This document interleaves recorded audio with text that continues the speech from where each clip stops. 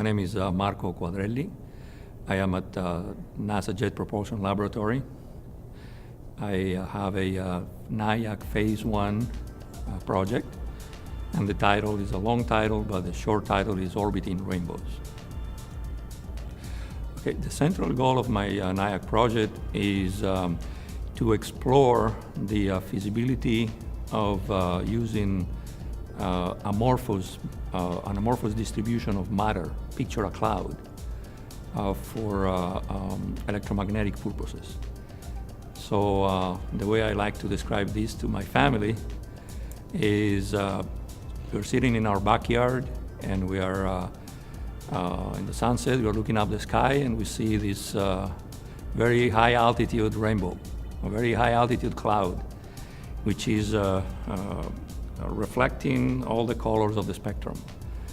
And our project is to look into the feasibility of using that reflective cloud as an antenna or a repeater or a radio transmitter. Picture you go to space with a bag with 1 pound of sugar, and each of the pieces of sugar is very small, sub-millimeter perhaps in length.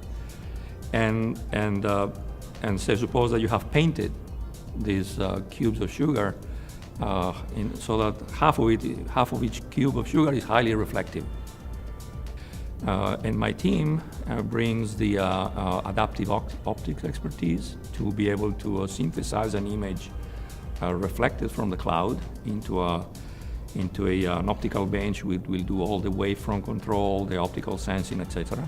When you have millions of these very small reflectors, again, in an average sense, it doesn't really matter if you've lost 1,000 or 10,000, or if you lose them from one side of the aperture or another, because overall the overall effect is still the same.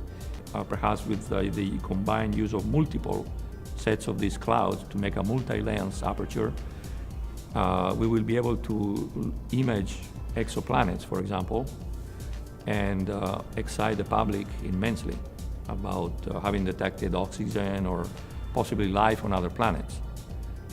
This concept has been, I have had this idea for a long time, and it's been laying dormant in my drawer for many years.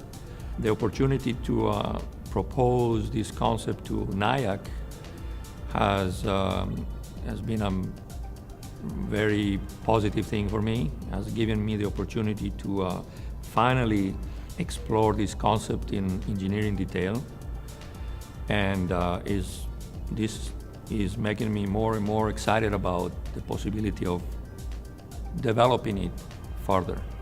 So it's very positive.